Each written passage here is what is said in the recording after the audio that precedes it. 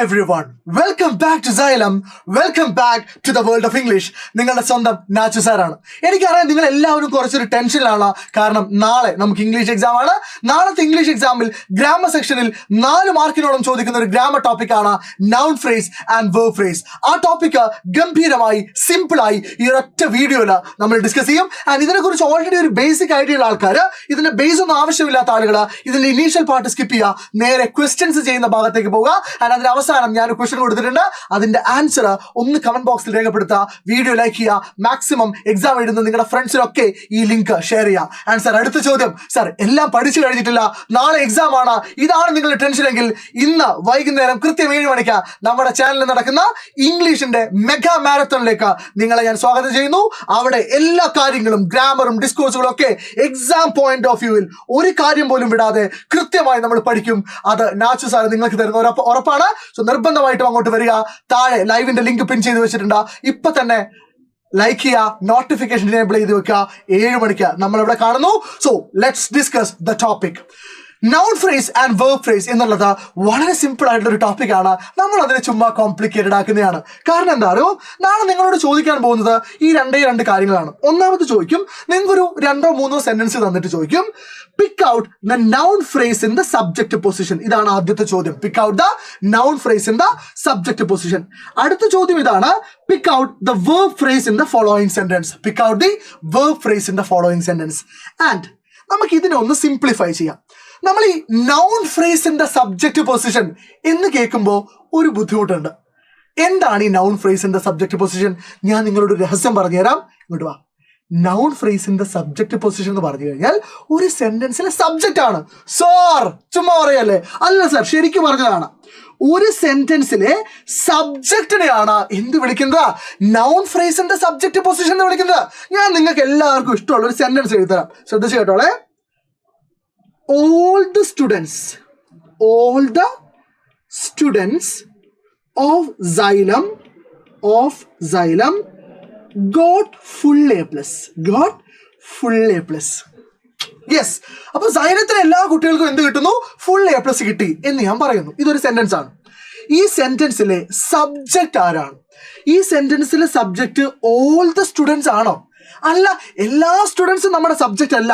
ഈ സെന്റൻസിലെ subject all the students of Xylem ആണ്. ആരാണ്? All the students of Xylem. സൈലത്തിലെ എല്ലാ കുട്ടികളുമാണ് ഈ സെന്റൻസിലെ എന്ത്? ഈ സെന്റൻസിലെ സബ്ജക്റ്റ്. സബ്ജക്റ്റിന്റെ മറ്റൊരു പേരാണെന്ത്? Noun phrase in the subject position. Noun phrase in the subject position. മനസ്സിലായോ? ഇത്രേ ഉള്ളൂ പരിപാടി. ഒരു സെന്റൻസിലെ സബ്ജക്റ്റിനെയാണ് noun phrase in the subject position എന്ന് വിളിക്കുന്നത്. ആൻഡ് അത് കഴിഞ്ഞിട്ട് ഇവിടെയുള്ള ഒരാളില്ലേ, ഈ വെർബിൽ തുടങ്ങുന്ന ബാക്കിയുള്ള ആള്, അയാളെയാണ് ഞാൻ എന്ത് വിളിക്കുന്നത്? അയാളെയാണ് വേർബ് ഫ്രേസ് എന്ന് വിളിക്കേണ്ടത്. എന്ത് വിളിക്കേണ്ടത്? വേർബ് ഫ്രേസ് എന്ന് വിളിക്കുന്നത് പുള്ളിക്കാരനെയാണ്. അപ്പോൾ noun phrase in the subject position, verb phrase. ഒരു എക്സാമ്പിൾ കൂടെ കാണിച്ചിട്ട് നിങ്ങൾക്കുള്ള ഒരു കൺഫ്യൂഷൻ കൂടെ ഞാൻ ക്ലാരിഫൈ ചെയ്യാം. ഇതാണ് ആ sentence. I boat A new bike. ഞാനൊരു പുതിയ ബൈക്ക് മേടിച്ചു. അവിടെ സബ്ജക്റ്റ് ആരാ? അവിടെ സബ്ജക്റ്റ് ഐ ആണ്. അവിടെ സബ്ജക്റ്റ് ആരാണ്? ഐ ആണ് സബ്ജക്റ്റ്. വേറെ ആരെങ്കിലും ആണോ? അല്ല, ഐ മാത്രമേ ഉള്ളൂ. ഞാൻ ഒരു പുതിയ ബൈക്ക് മേടിച്ചു. ബൈക്കാണോ സബ്ജക്റ്റ്? ബൈക്കാണോ പ്രവൃത്തി ചെയ്യുന്ന ആൾ? വാങ്ങിയ ആൾ? അല്ലല്ലോ, ഞാനല്ലേ. സോ ഐ എന്നുള്ളതാണ് സബ്ജക്റ്റ്. അല്ലെങ്കിൽ ഇതിൽ ഐ ആണ് എന്താ? Noun phrase in the subject position. I മാത്രമാണ്. ഇനി വേർബ് ഫ്രേസ് ഏതാന്ന് വെച്ചാൽ നിങ്ങൾ പറഞ്ഞു കൊടുക്കണം. ഏതാ വേർബ് ഫ്രേസ്? വേർബിലോ ഓക്സിലറി വേർബിലോ ആയിരിക്കും സ്റ്റാർട്ട് ചെയ്യുക. So boat A new car. എന്താണ്? ബോട്ട് എ ന്യൂ കാർ എന്നുള്ളതാണ് വേർബ് ഫ്രേസ്. എന്താണ്? Verb phrase. That means a noun phrase in the subject position can be this big or it can be this small. So I എന്ന് പറഞ്ഞ വേർഡിന് noun phrase in the subject position ആവാൻ പറ്റും. കാരണം modern ഗ്രാമറിൽ ഒരു word, ഒരു പ്രോനൗണോ നൗണോ ഉണ്ടെങ്കിൽ അതിന് നമുക്ക് നൗൺ ഫ്രേസ് ആയിട്ട് കൺസിഡർ ചെയ്യാം. ഇപ്പൊ കുറച്ച് കാര്യങ്ങൾ മനസ്സിലായില്ലേ? കുഴപ്പമില്ല, അടുത്ത കാര്യം പറഞ്ഞാൽ ശ്രദ്ധിച്ചോക്കൂ.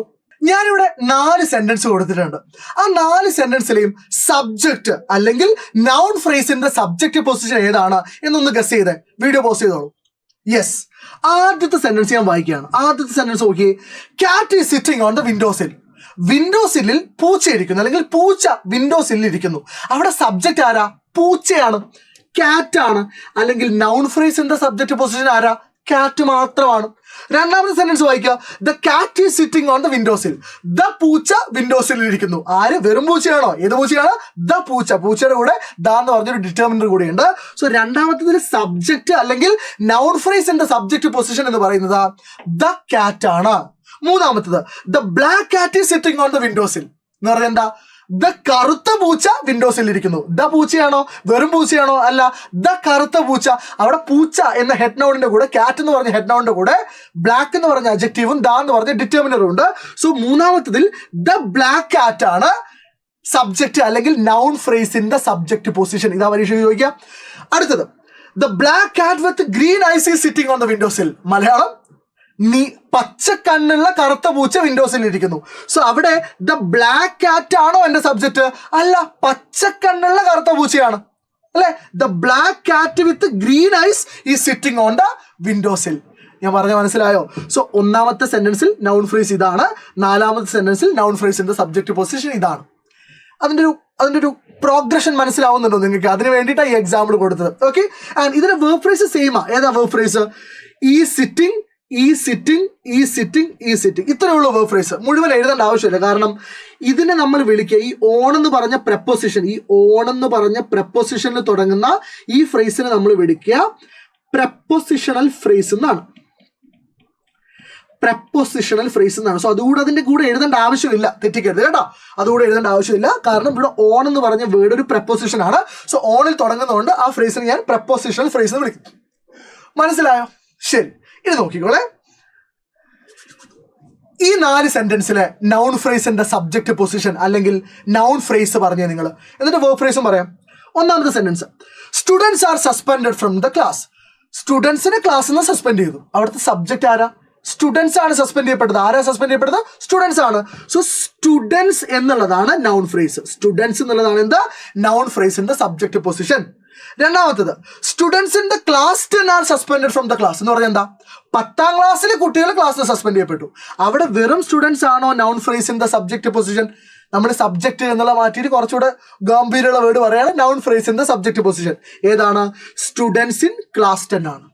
മൂന്നാമത്തതിൽ ഏതാ നൗൺ ഫ്രേസിന്റെ സബ്ജക്ട് പൊസിഷൻ? പറഞ്ഞേ, ഏതാ?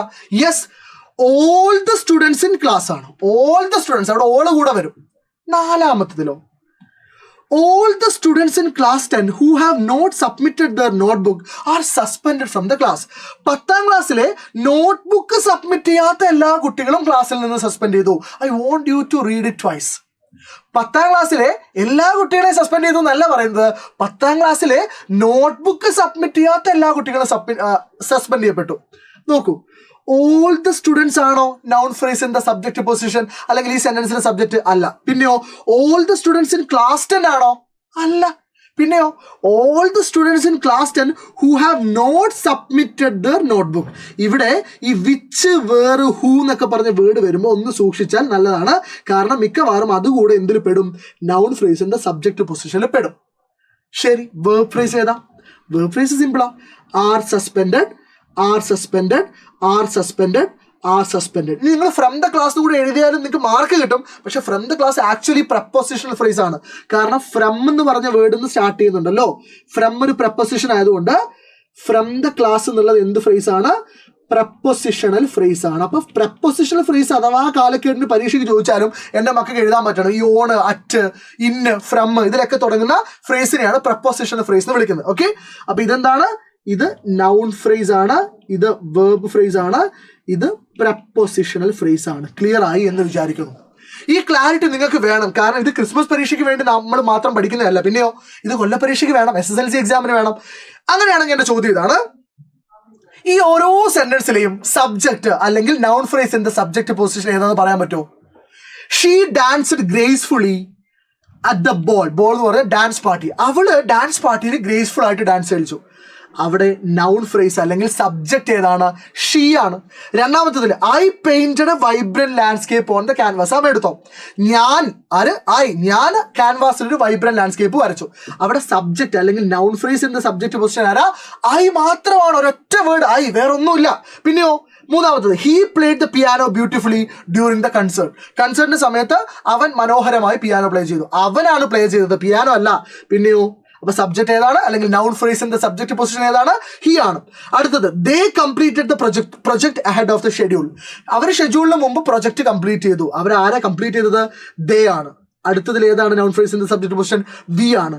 അടുത്തതിലോ it rained heavily last night. It rained heavily last night. Rained ആണോ? ലാസ്റ്റ് നൈറ്റ് ആണോ? ലാസ്റ്റ് നൈറ്റ് നൗൺ ഫ്രേസാ, പക്ഷെ അത് ഒബ്ജക്റ്റ് പൊസിഷനില്ല. നിങ്ങളോട് ചോദിക്കില്ല, നിങ്ങളോട് ചോദിക്കുക എന്താണ്? സബ്ജക്റ്റ് പൊസിഷനിലുള്ള നൗൺ ഫ്രേസാ. എപ്പോഴും ആലോചിക്കുക, സബ്ജക്റ്റ് പൊസിഷനിലെ നൗൺ ഫ്രേസ് ഒരു സെന്റൻസിന്റെ തുടക്കത്തിലേ വരുള്ളൂ, നടുക്ക് വരൂല. അപ്പൊ ഇവിടുത്തെ നൗൺ ഫ്രേസിന്റെ സബ്ജക്റ്റ് പൊസിഷൻ ആരാന്ന് കേൾക്കണോ നിങ്ങൾക്ക്? ഇറ്റാണ്. ഏതാണ്? ഇറ്റാണ്. ഒരു മാർക്ക് പോകണ്ടെങ്കിൽ പഠിച്ചു വെച്ചോ. ഈ പറയുന്ന വേർഡ്സിനൊക്കെ എന്താവാനുള്ള ക്വാളിറ്റി ഉണ്ട്? നൗൺ ഫ്രേസിന്റെ സബ്ജക്റ്റ് പൊസിഷൻ ആവാനുള്ള ക്വാളിറ്റി ഉണ്ട്. ഇതിൽ ഏതെങ്കിലും ഒരു വേർഡ് മാത്രം വന്നാലും അത് നൗൺ ഫ്രേസിന്റെ സബ്ജക്റ്റ് പൊസിഷൻ ആവും. പക്ഷെ നിങ്ങൾ കൺഫ്യൂഷൻ ആവരുതേ. ഇപ്പോ ഹീ വരും, പക്ഷെ ഹിസ്സിനാവാൻ പറ്റൂല. ഷീ വരും, ഹെറിനാവാൻ പറ്റൂല. അതൊന്നും പറ്റൂല. ഈ അയ്യോ ദേവി ഹീ ഷീറ്റ് എന്ന് പറഞ്ഞ പ്രോനൗൺസിന് മാത്രമേ എന്ത് ചെയ്യാൻ പറ്റുള്ളൂ? നൗൺ ഫ്രേസിന്റെ സബ്ജക്റ്റ് പൊസിഷൻ ആവാനുള്ള ക്വാളിറ്റി ഉള്ളൂ. ഹിസ്, ഹെർ പോലെയുള്ള വേർഡ്സിന് പറ്റില്ല. ഓക്കെ, ശരി. ഇപ്പൊ നമുക്ക് ആ ഐഡിയ ഭയങ്കര സ്ട്രോങ് ആയി അല്ലേ? എന്തെങ്കിലും പഠിച്ചു പോവല്ല, നമ്മൾ ഐഡിയ ഭയങ്കര സ്ട്രോങ് ആക്കുകയാണ്. ഒരൊറ്റ കാര്യം കൂടെ, ഇതാണ് ആ കാര്യം. The book that I borrowed from the library is fascinating. നോക്കൂ, ഈ സെന്റൻസ് ഞാനൊന്ന് വായിക്കുകയാണ്. The book that I borrowed from the library is fascinating. നിങ്ങൾ ചിലപ്പോൾ പല ആൾക്കാരും the book എന്ന് എഴുതിയിട്ട് അവിടെ അങ്ങ് നിർത്തും. The book അല്ല, ദ ബുക്ക് ആണോ noun phrase in the subject position? അല്ല. എല്ലാ ബുക്കും നിങ്ങളുടെ സബ്ജക്റ്റ് ആണോ? അല്ല. പിന്നെയോ the book that I borrowed from the library. The book that I borrowed from the library ആണ് നൗൺ ഫ്രേസിന്റെ സബ്ജക്റ്റ് പൊസിഷൻ. മനസ്സിലാക്കി വെക്കുക. ഞാൻ ലൈബ്രറിയിൽ നിന്ന് വാങ്ങിയ പുസ്തകമാണ് നൗൺ ഫ്രേസിന്റെ സബ്ജക്റ്റ് പൊസിഷൻ. അവിടെ നിങ്ങൾ ശ്രദ്ധിക്കേണ്ട വേർഡ് ഏതാണ്? ദാറ്റ് ആണ്. അവിടെ റിലേറ്റീവ് പ്രൊനൗൺ ആയിട്ട് ആരുണ്ട്? ദാറ്റ് ഉണ്ട്. അടുത്ത sentence, the person who called you earlier is waiting outside. ഇവിടെ ദ പേഴ്സൺ ആണോ നിങ്ങളുടെ സബ്ജക്റ്റ് അല്ലെങ്കിൽ നൗൺ ഫ്രേസിന്റെ സബ്ജക്റ്റ് പൊസിഷൻ? അല്ല. The person who called you earlier is waiting outside. നിന്നെ നേരത്തെ വിളിച്ച ആള് പുറത്ത് വെയിറ്റ് ചെയ്യുന്നുണ്ട്. So the person who called you earlier ആണ് നൗൺ ഫ്രേസിന്റെ സബ്ജക്റ്റ് പൊസിഷൻ. ഇവിടെ ഈസ് ഫാസിനേറ്റിംഗും ഇവിടെ ഈസ് വെയിറ്റിംഗ് ഔട്ട്സൈഡും ആണ് വേർബ് ഫ്രേസ്. ഓക്കെ, അപ്പൊ ഇവിടെ ഹൂ എന്ന് പറഞ്ഞൊരു വേർഡാണ് കണക്ട് ചെയ്യുന്നത്. ഇനിയോ The movie that we watched last night was incredible. ഇന്നലെ രാത്രി നമ്മൾ കണ്ട മൂവി ഇൻക്രെഡിബിൾ ആയിരുന്നു. അവിടെ ദ മൂവി ആണോ സബ്ജക്റ്റ്? ദ മൂവി ആണോ നൗൺ ഫ്രേസിന്റെ സബ്ജക്റ്റ് പൊസിഷൻ? അല്ല. ഇന്നലെ രാത്രി കണ്ട മൂവിയാണ് the movie that we watched last night. ശ്രദ്ധിക്കണം. ഓക്കെ, അപ്പൊ ഇതുപോലത്തെ എല്ലാ സെന്റൻസും ഞാൻ വേണമെങ്കിൽ ഒന്ന് മാർക്ക് ചെയ്ത് തരാം. ഇവിടെ the restaurant where we had dinner ആണ് noun phrase in the subject position. The car that I bought last year, the city where I grew up, the house that they built on the hill, the website where I found the information, those who arrived early. ഇതൊക്കെയാണ് ഇതിലെ noun phrase in the subject position. Verb phrase ഏതൊക്കെയാണ്? Was incredible, served delicious food, needs some repairs, has changed a lot over the years, is quite impressive, is reliable, got the best seat. എപ്പോഴും നിങ്ങളുടെ trick കയ്യിലുണ്ടായിരിക്കണം. Noun phrase കഴിഞ്ഞാൽ ഒരു വെർബോ ഒരു auxiliary വെർബോ ആയിരിക്കും ഉണ്ടാവുക. Noun phrase കഴിഞ്ഞാൽ is auxiliary verb അല്ലേ, was auxiliary verb അല്ലേ, സെർവ്സ് മെയിൻ വെർബ് അല്ലേ, നീഡ്സ് മെയിൻ വെർബ് അല്ലേ, has auxiliary verb, is auxiliary verb, is auxiliary verb, got main verb. So ഒരു നൗൺ ഫ്രേസിന്റെ സബ്ജക്റ്റ് പൊസിഷൻ എഴുതി കഴിഞ്ഞാൽ അത് കൺഫേം ചെയ്യാൻ എന്ത് ചെയ്താൽ മതി? അത് കഴിഞ്ഞിട്ടൊരു വെർബ് ഓക്സിലറി വെർബ് വരുന്നത് നോക്കിയാൽ മതി. അപ്പൊ തെറ്റില്ല. ഡൺ. കാര്യം മനസ്സിലായല്ലോ.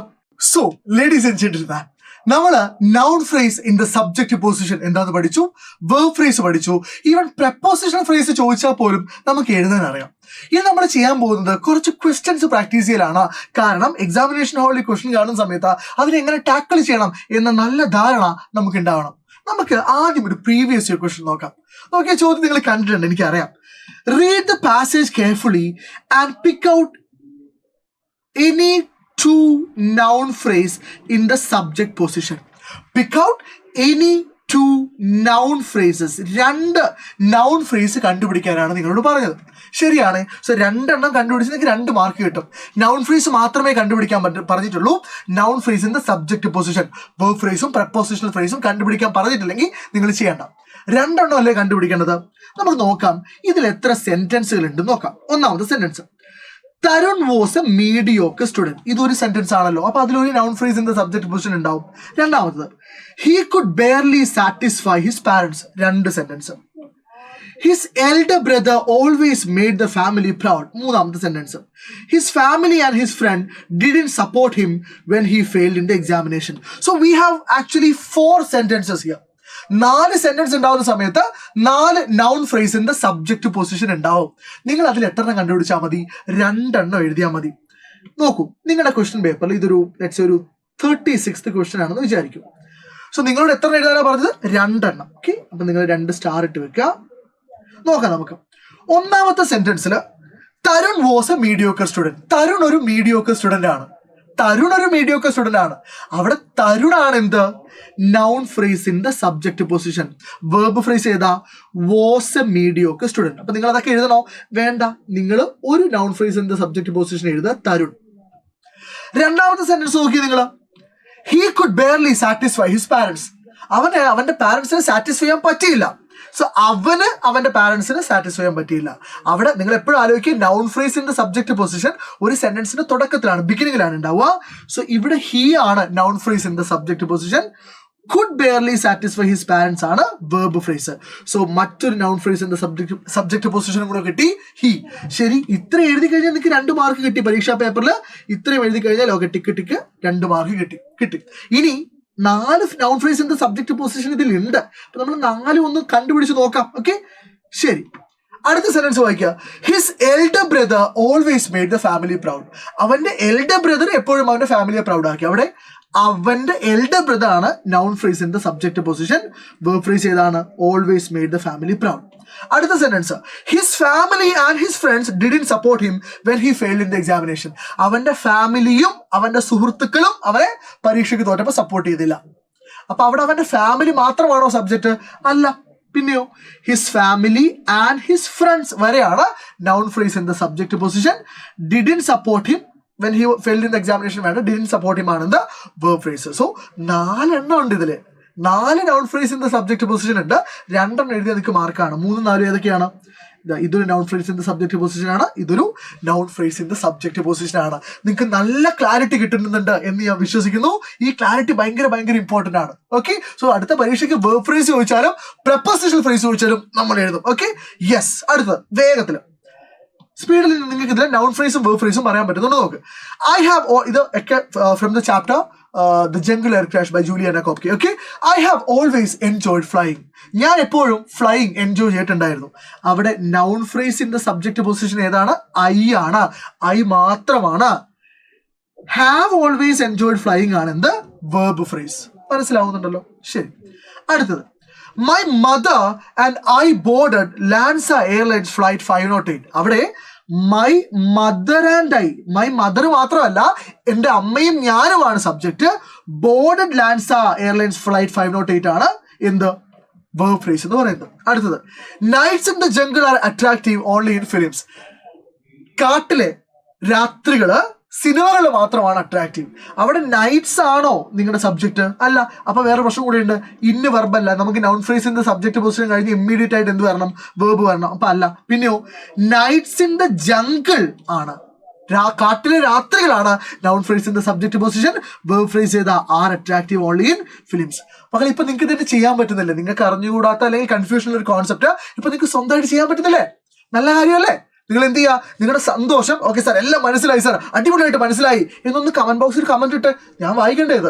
എനിക്ക് സന്തോഷമാണ്, നിങ്ങൾക്ക് മാത്രം സന്തോഷമായാൽ മതിയോ? അടുത്തത്, the open wound on my foot was getting worse. എൻ്റെ ഫൂട്ടിലെ ആ തുറന്ന മുറിവ് മോശമായിക്കൊണ്ടിരിക്കുകയാണ്. അവിടെ ദ ഓപ്പൺ വൂണ്ട് മാത്രമാണോ നൗൺ ഫ്രേസിന്റെ സബ്ജക്റ്റ് പൊസിഷൻ? സബ്ജക്റ്റ് അല്ല.